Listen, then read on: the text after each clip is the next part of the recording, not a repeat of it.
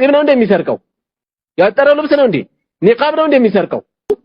አማኝን እንዴት ከካሃዲ ጋር እናወዳድራለን? እንዴትስ እኩል ይጠቀሳል? አማኞች መሃል ያሉ ክፍተቶችን የምናርምበት መንገድ ከሃዲዎችን በሚያወድስ መልኩ መሆን የለበትም። እምነት የለሾችን በሚያንቆለባብስ መልኩ መሆን የለበትም። ኢማንን ዝቅ በሚያደርግ መልኩ መሆን የለበትም። ኢማንን ዋጋውን በሚያኮስስ መልኩ መሆን የለበትም። ጥንቃቄ ያስፈልጋል።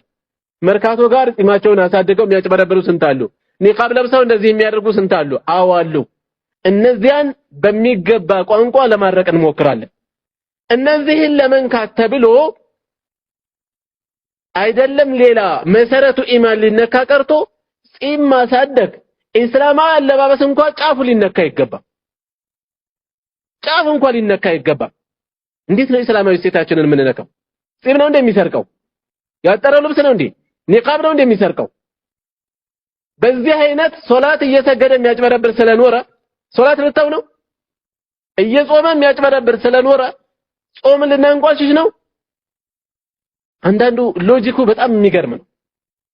በተለይ እነዚህ ዘመናዊ አፍካሮች የሰረጹባቸው ሰዎች ለሚሰጧቸው ትንታኔ ቡድናዊ የሆነ መነሻ ስለሚኖራቸው የጣታቸውን የሚቀስሩባቸው አካላት በቡድን ይለዩናል ብለው ስለሚያስቡ ከግለሰቦቹ አልፎ እስላማዊ እሴቶችን እስከ መንካት ይደርሳል አካሄዳቸው። እስላማዊ እሴቶችን ይሄ አደገኛ ነገር ነው። አቢላሂ ወአያቲሂ ወረሱሊሂ ኩንቱም ተስተህዚኡን ኢማንን ይነካል።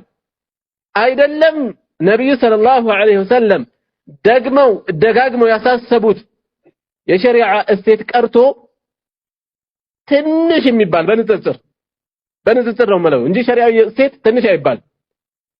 ትንሽ ለምን መፋቂያ አይሆንም? መሳለቂያ አድርገን ልናቀርብ አይገባ። እንዴት እንደዛ ይደረጋል? ባለቤቱን ካልናቁ አጥሩን አይነቀንቁ ይባላል። ራሱ ጺሙን ይላጫል። ከራሱ ለመከላከል ጺማሞች ጋር ያለ ክፍተቶችን ይጎረጉራል። ይሄ የተሸናፊዎች ስለንቦላ የሚሄድበት አካሄድ ነው።